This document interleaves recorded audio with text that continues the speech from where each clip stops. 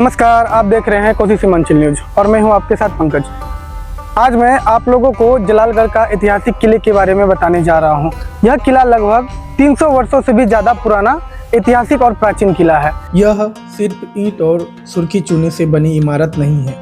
इस किले में पूर्णिया जिला का इतिहास छिपा है। इस 300 वर्षों से भी ज़्यादा पुराने किले का बनना कोई घटना नहीं थी।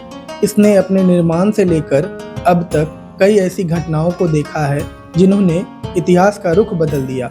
यह है जलालगढ़ कोसी नदी के किनारे बना जलालगढ़ का किला। पूर्णिया जिला का वह हिस्सा जहां यह किला बना हुआ है जलालगढ़ प्रखंड के नाम से जाना जाता है।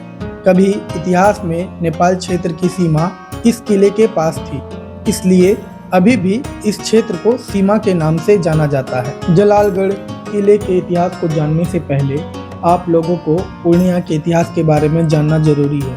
पूर्णिया का इतिहास काफ़ी प्राचीन रहा है। पहले कभी इसका क्षेत्र बंगाल बिहार के दूर दराज के क्षेत्रों तक फैला हुआ था। 13वीं शताब्दी की शुरुआत में मोहम्मद बिन बख्तियार खिलजी ने पूर्णिया को अपने प्रभुत्व में शामिल कर लिया, जिससे वो बिहार पर विजय प्राप्त करने वाला पहला शासक बन गया था। तुगलक वंश मध्ययुगीन भारत में दिल्ली सल्तनत का तीसरा शासक राजवंश था। इसने 1320 ईस्वी में दिल्ली में अपना शासन शुरू किया, जब गाजी मलिक ने गियाथ अल दीन तुगलक की उपाधि धारण की और सिंहासन पर बैठा था। 1324 ईस्वी में स्वयं गियासुद्दीन तुगलक ने बंगाल पर चढ़ाई की और उसे जीतकर दिल्ली सल्तनत में मिला लिया। बंगाल विजय से लौटते वक्त उसने उत्तरी बिहार के क्षेत्र मिथिला के हरि सिंह देव को पराजित किया एवं तिरहुल के क्षेत्र पर नियंत्रण स्थापित कर लिया। तुगलक वंश के बाद मुगल वंश का शासन 1526 ईस्वी से 1857 ईस्वी तक रहा।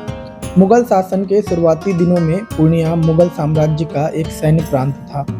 उत्तर पूर्व की जंगली जनजातियों के हमले के खिलाफ अपनी सीमाओं की रक्षा में सैन्य प्रांत पूर्णिया को बनाया गया। बादशाह अकबर के समय पूर्णिया जिले का उल्लेख अबू फजल के द्वारा लिखे गए ग्रंथ आईन अकबरी में किया गया है। इस ग्रंथ में पूर्णिया का नाम शामिल है और जिसमें महानंदा नदी की व्याख्या मिलती है। कोतवाल खान को जब नवाब की उपाधि के साथ फौजदार बनाया गया था, तब फिर उसका उत्तराधिकारी अब्दुल्ला खान बना था। बबनियार खान ने सन 1722 ईस्वी में अपनी मृत्यु तक शासन किया था। उसके बाद सैफ खान को राज्यपाल नियुक्त किया गया। सैफ खान के बाद ही पूर्णिया के प्रमाणिक इतिहास का आरंभ कहा जा सकता है। 18वीं शताब्दी सन 1722 के प्रारंभ में ही पूर्णिया का नवाब सैफ खान बना था। तब पूर्णिया को नए प्रशासकीय क्षेत्र के रूप में बनाया गया था, जिसे एक फौजदार के पद पर नियुक्त किया गया था, जिसे राजस्व और सीमा की रक्षा का कार्य सौंपा गया था। इस अवधि के दौरान मोरंग के जमींदारों, बेगूसराय की चकवार जनजाति और पड़ोसी जमींदारों द्वारा नियमित छापेमारी के कारण पूर्णिया आभासी अराजकता की स्थिति में था। अपनी नियुक्ति के बाद सैफ खान ने क्षेत्र में शांति स्थापित करने और व्यवस्था बहाल करने के लिए काम करना शुरू कर दिया था। सैफ खान का नाम सबसे महान नवाबों में प्रसिद्ध है, क्योंकि उन्होंने जलालगढ़ का किला बनवाया था, जिसे मुगल शासक जहांगीर द्वारा चुने गए किशनगंज खगड़ा के पहले राजा सैयद मोहम्मद जलालुद्दीन ने बनवाया था। 1765 ईस्वी के बाद ईस्ट इंडिया कंपनी को जब बिहार, बंगाल और उड़ीसा की दीवानी मिली, तब उसके बाद पूर्णिया पर अंग्रेजों का अधिकार हो गया था।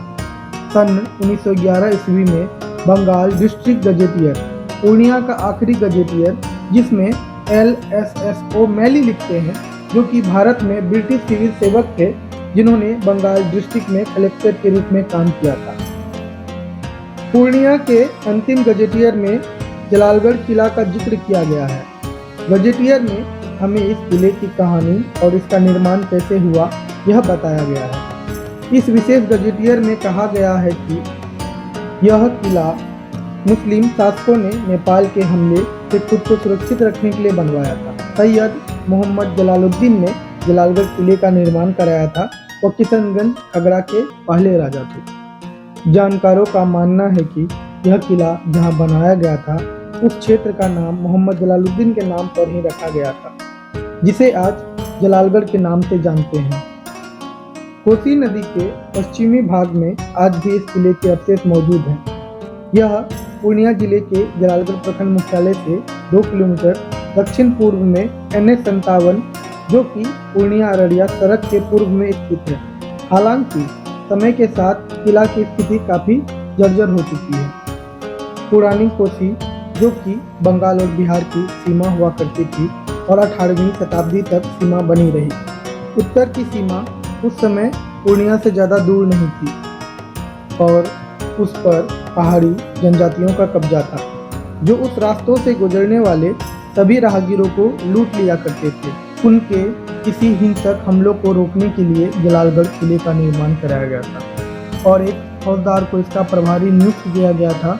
वास्तव में यह एक सीमांत किला था जिसकी किलेबंदी और सुरक्षा व्यवस्था का अनुमान अभी भी अस्तित्व में है। यही कारण है कि उस समय मोरंग नेपाल इलाके की सीमा पर जलालगढ़ किले का निर्माण कराया गया था।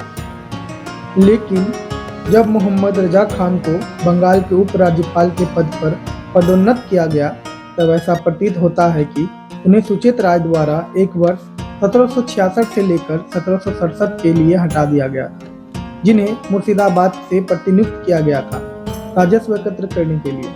अंतिम गवर्नर मोहम्मद अली खान थे, जिन्होंने 1770 ईस्वी में पहले ब्रिटिश अंग्रेज पर्यवेक्षक या कलेक्टर गेराल्ड डुकरेल द्वारा प्रतिस्थापित किया गया था। जलालगढ़ किला 100 एकड़ के भूभाग पर चतुर्भुजाकार दीवारों से घिरा विशाल परिसर हुआ करता था, लेकिन अब यह मात्र 6 एकड़ के क्षेत्र में सिमट कर रह गया है।